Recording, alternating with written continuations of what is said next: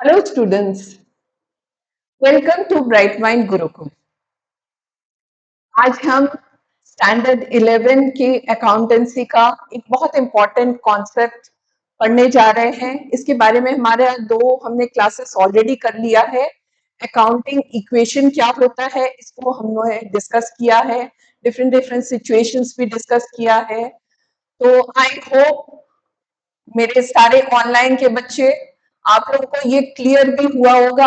अगर क्लियर नहीं है तो आप लोग जरूर मुझसे कांटेक्ट करिएगा, कमेंट सेक्शन में लिखिएगा, ताकि मुझे पता चले कि आप लोग मेरे को फॉलो भी कर रहे हो कि नहीं। ठीक है। और बहुत इंपॉर्टेंट सी बात है, मैं फिर से आपको रिपीट कर रही हूँ, आप अपने नोट्स बनाते रहिए। नोट्स बनाना बहुत जरूरी है, क्योंकि ये जो कॉन्सेप्ट है ये आगे आप जाके जब प्रैक्टिकल सब सॉल्व करोगे तो इसको रेफर करना आपको हमेशा जरूरत होता रहेगा। तो आप एक अलग से अपनी नोट कॉपी रखिएगा जिसमें आप सिर्फ अपनी अकाउंटिंग कॉन्सेप्ट्स को लिखिएगा। और इम्पोर्टेंट इम्पोर्टेंट अगर कोई इलस्ट्रेशन आपको लगा कि ये इम्पोर्टेंट है तो उसे भी नोट करते जाइएगा। ठीक है। सो चलिए, आप फिर से आप अपने पेपर, अपने कॉपी और पेन लेके आप स्टार्ट हो जाओ। आज हम लोग सिर्फ करने जा रहे हैं इलस्ट्रेशंस, थोड़े डिफरेंट डिफरेंट इलस्ट्रेशंस करेंगे और इस अकाउंटिंग इक्वेशन की क्लास को हम खत्म करेंगे। ठीक है। तो पहले हम देख लेते हैं हमने क्या क्या पढ़ा है अभी तक, थोड़ा सा रिव्यू कर लेते हैं। तो बेसिकली अकाउंटिंग इक्वेशन क्या है, सबसे इंपॉर्टेंट चीज, assets is equal to liabilities plus capital. इसी को हमने एक्सप्लेन किया है और इसी के बारे में हम अपने दोनों क्लासेस में भी यही इसी के बारे में पढ़ा है। So it's very important to see कि आफ्टर एवरी ट्रांजैक्शन, जो भी ट्रांजैक्शन अकाउंटेंसी की होती है, तो you have to keep in mind that it should always have an equal proportion, मतलब दोनों साइड आपका इक्वल होना चाहिए। Assets is equal to liabilities plus capital. ठीक है। इसमें हमने पढ़ा था transactions affecting opposite sides, asset side and liability sides दोनों इफेक्ट होते हैं। एसेट भी इंक्रीज हो रहा है, लाइबिलिटीज भी इंक्रीज हो रहा है, इसके बारे में पढ़ा था। बहुत सारे different different situation with examples हमने पढ़ा था। उसके बाद फिर ट्रांजैक्शंस अफेक्टिंग सेम साइड्स भी पढ़ा था, कि अगर एसेट, कोई एसेट इंक्रीज हो रहा है और एसेट कोई डिक्रीज हो रहा है, इस तरह की सिचुएशन को भी हमने डिस्कस किया था। उसके बाद फिर assets affecting more than two items,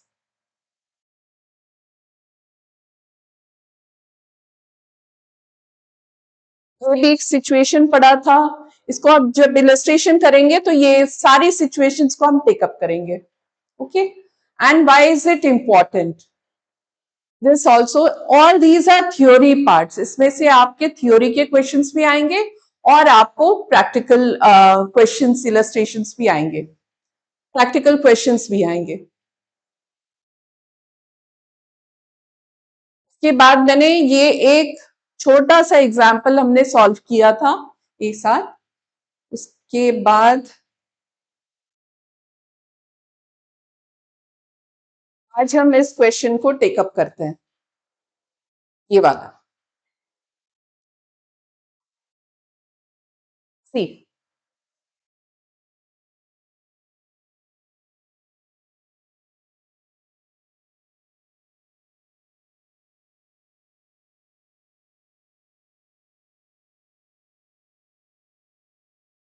okay, तो I hope you can see. आप क्वेश्चन को देख लीजिए, इसको हम पूरा सॉल्व करेंगे, बड़े ध्यान से देखना और अपनी नोटिंग भी करते रहिएगा। ठीक है। So first,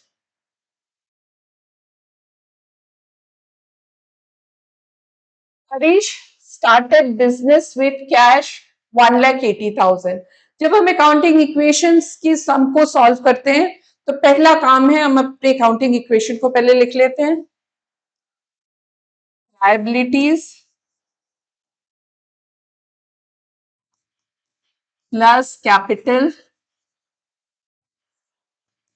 is equal to assets. ठीक है।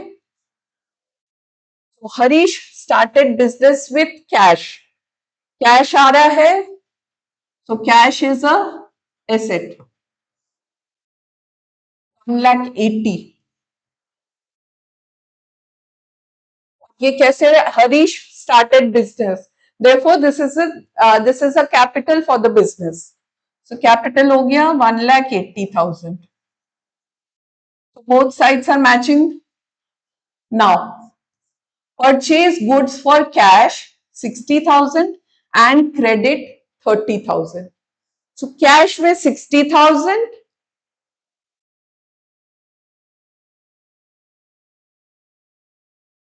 और क्रेडिट में 30,000। ठीक है, सो टोटल गुड्स कितने हो गए? 90,000 के। उसमें हमारा स्टॉक जो डिपिक्ट करता है गुड्स, कितने के गुड्स आ गए? 90,000। कैश में 60 माइनस हो गया, कैश में खरीदा, सो 60,000 इज माइनस, और creditor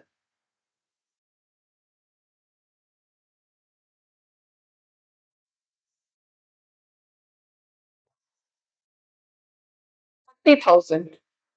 purchase goods on credit, credit में खरीदा है, सो क्रेडिटर्स हमारे आ गए 30,000। so see this is also matching। 90,000 के गुड्स आए, 60,000 कैश पे किया और 30,000 क्रेडिटर्स हो गए। ओके, अभी तक क्लियर है बच्चों? आप देखते रहिए, आप मेरे साथ साथ सॉल्व भी करते रहिए अपने कॉपी में, तो भी बहुत इजी होगा। Now the third is sold goods for 40,000 costing 24,000। ये भी ध्यान से देखो, costing 24,000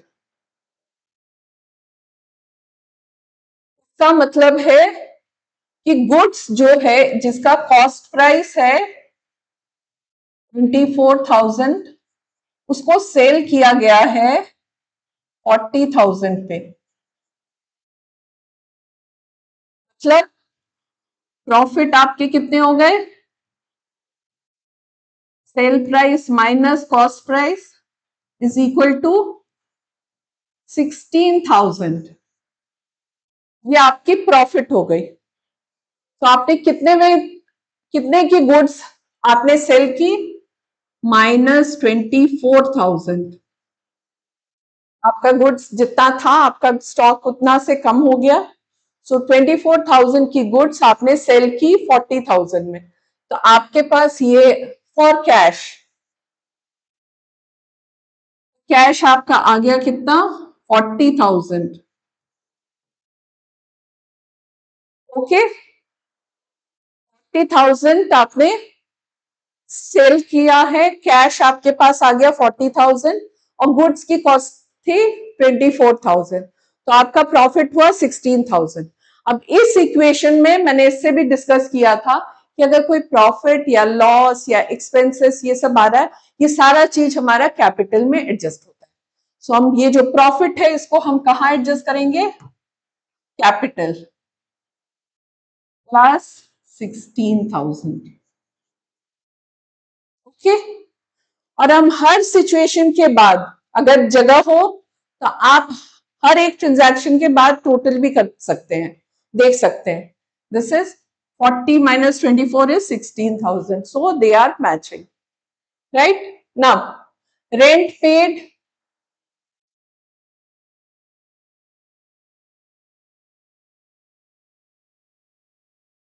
rent paid 5,000 and rent outstanding 2,000। तो आपका रेंट कितना हो गया?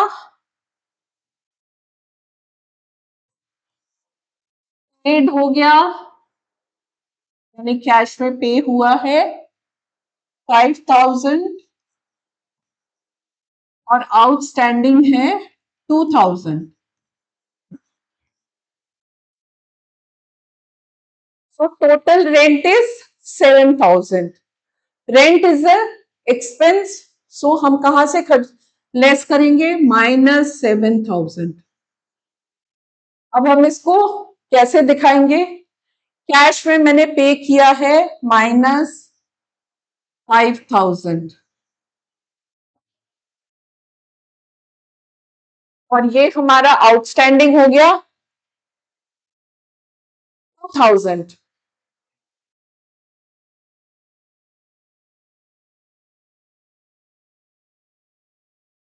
आउटस्टैंडिंग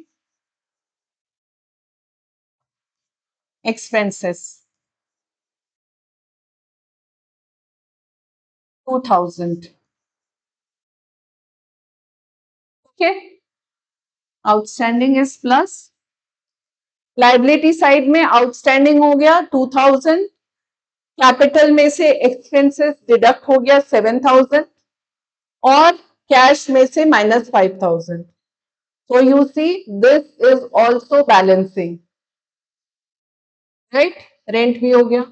अब sold goods on credit 50,000, costing 38,000। So sold goods on credit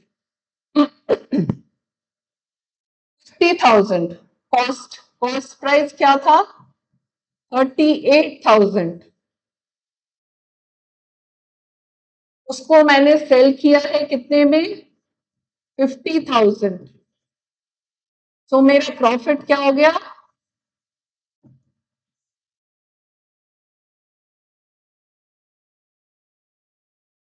1,000 की प्रॉफिट पे मैंने गुड्स को सेल किया है, ठीक है।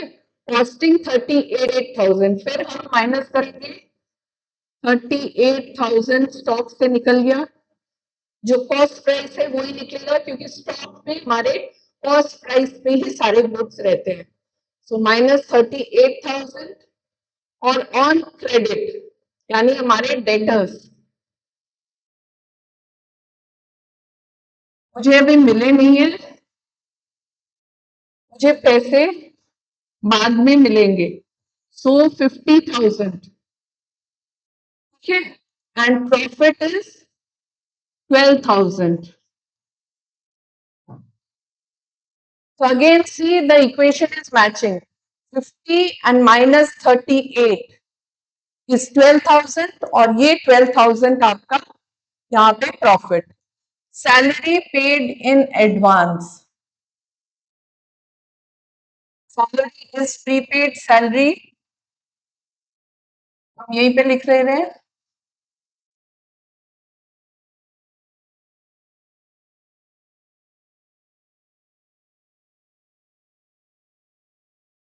Salary is paid in advance.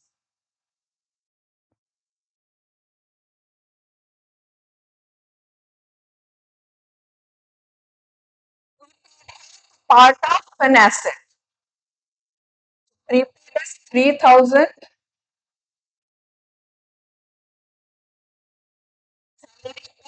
और कैश, कैश में पे हुआ है सो -3,000, ठीक है। एवरी ट्रांजैक्शन, मैंने आपसे बोला है कि विद एवरी ट्रांजैक्शन हमें ये ध्यान में रखना है कि ये इक्वेशन हमारा इक्वल हो रहा है कि नहीं। नहीं तो फटाफट हमने ऐसे अगर ये है तो मैंने ऐसे ही लिख दिया और ये ध्यान में नहीं रखा, तो जैसे suppose started with business cash, तो मैंने कैपिटल, ये कैपिटल की एंट्री है तो कैपिटल की एंट्री कर दी, कैश में हमने एंट्री करना हम भूल गए, तो ये कभी हमारा इक्वेशन मैच नहीं करेगा। तो हर इक्वेशन में आपको ध्यान में रखना है कि इसका दो डुअल कॉन्सेप्ट के तहत चलता है, सो इसका डबल एंट्री होना चाहिए। So if it is coming on this side, तो what is this coming on the liability side? तो liability side में भी आपको अगर एंट्री करना है तो आप उसकी एंट्री एसेट में भी करोगे, ठीक है। तो ये आप जैसे टोटल करोगे तो ये आपका इक्वली आएगा। दिस इज 30,000, 2,000,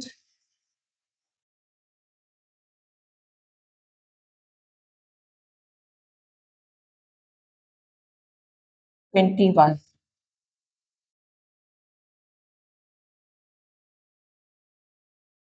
ये भी आपका 3000 और 5 6 7 8 32 माइनस,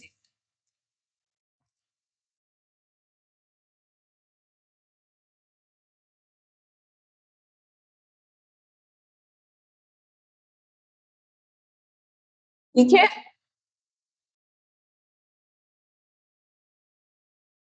तो टोटल इज 53,000, इसमें भी आपका टोटल है 53,000। तो आप देखिएगा, हर इस चीज को स्क्रीनशॉट लेना चाहो तो ले लो बच्चों।